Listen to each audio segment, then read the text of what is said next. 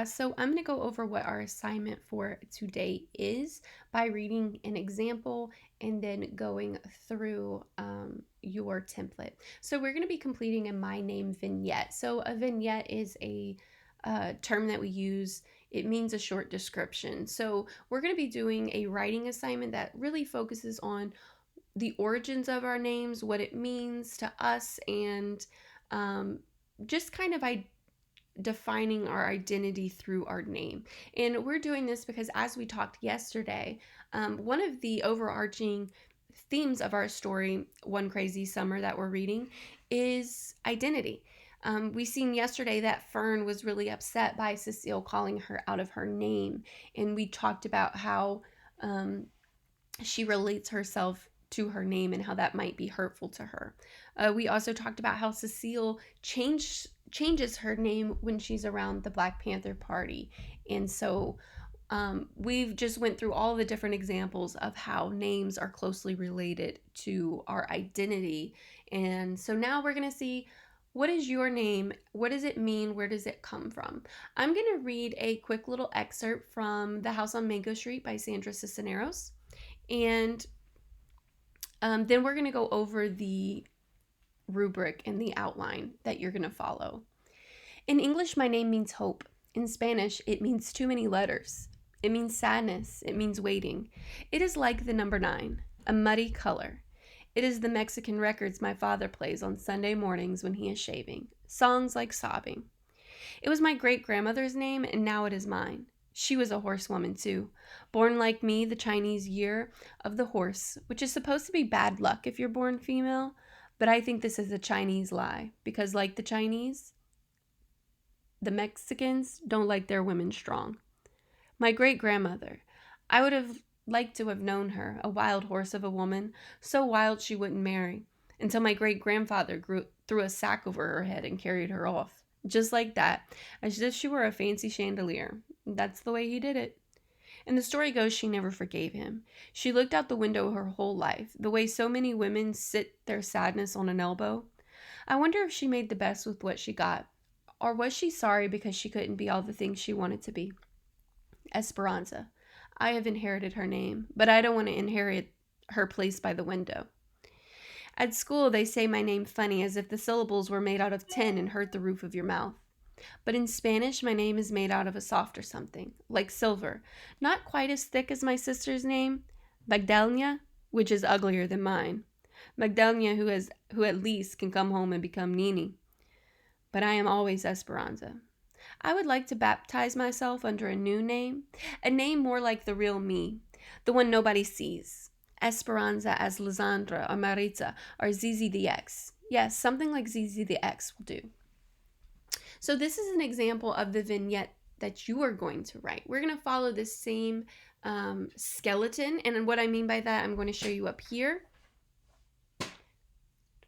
I'm going to show you what you need to do. This is our directions. So you're going to write your vignette of your name, mimicking the writing structure of Sandra Cisneros, which is what we just read. So the structure of this vignette has been provided here below for you, so you're going to do your best to follow it. My directions say that you may deviate from it as you see fit, but what I mean by that is not that you can take things away from this outline. These are your requirements, but you can add, because if we look at Sandra Cisneros' vignette, she adds more than what's in here. So look in paragraph 1. It says, in English, my name means, and then you'll fill that in. So you might have to do a Google search and see what does your name mean. If you feel like you have an unusual name, still try it. Maybe you could even ask a parent, right? Because they know why they named you. They know the meaning behind your name. So you can ask them if you can't find anything in your search. Then you're going to choose another language or background to look it up. Some people have names that are based in Hebrew. So you would look up the name, your name. So maybe you would look up your name in Hebrew and it would come up with the meaning. Your name in Chinese, it'll come up a meaning. Your name in Spanish. So you're going to put in whatever you think, whatever language or culture you want to see what your name means. So then you'll put in blank, it means, and you'll tell me. Then you need to use a simile and a metaphor in this paragraph. Now, we went over these on Monday. So a simile compares two unlike things that share one thing in common. They share something, a characteristic, and you compare them using like or as. So it is like blank. And if we look what Sandra Cisneros wrote, she said it is like the number 9. So she compared it to a number. And then she uses several metaphors. So, because we see after we do our simile here, we need to use one metaphor. But this is where I mean you can deviate. You can use more than one metaphor. She says a metacolor. It is the Mexican records. So she goes and she uses several. So she uses several similes and metaphors in paragraph 1. You're only required to use one of each. Then paragraph 2, you're going to develop the main person, thing, or idea that you'll compare your name to. In this particular vignette, she compares herself to her grandmother, and you can read this. What I want you to do as you're writing is go back and forth between the two.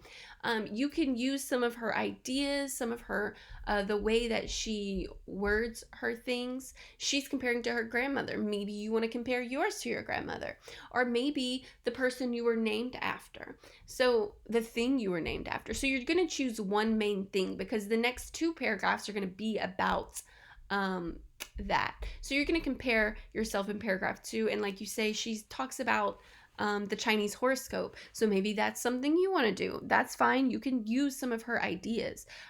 But it'll be original to you because your Chinese horoscope might be something else. Mine is the rabbit. I was born in the year of the rabbit. So I would talk about those characteristics if that was what I wanted to do here. So you can choose what you want to compare your name to in paragraph 2. Then on paragraph 3, you are going to tell a brief story about your name. So in this example, she talks about her great-grandmother who looked out the window her whole life. So this quick story has to relate to why your name was given to you. For example, she was given this name because she was named after her great-grandmother. So if you were named after a relative, you are going to relate that story to the person you were named after. So you want to be creative in this. See, hers wasn't just I'm named after my grandmother, right? It's very specific. And remember, we're writing paragraphs here, so one sentence isn't going to cut it. You have to kind of follow this structure, several sentences per 4 to 5 sentences per paragraph.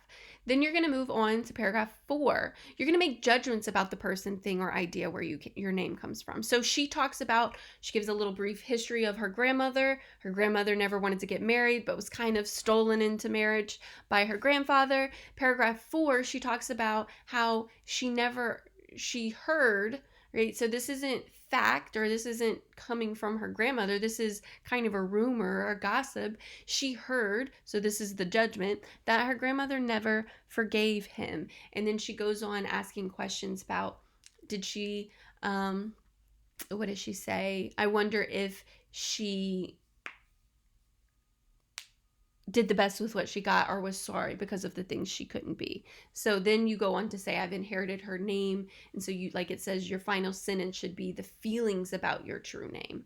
And it starts like this: I have inherited, and then you'll finish your sentence.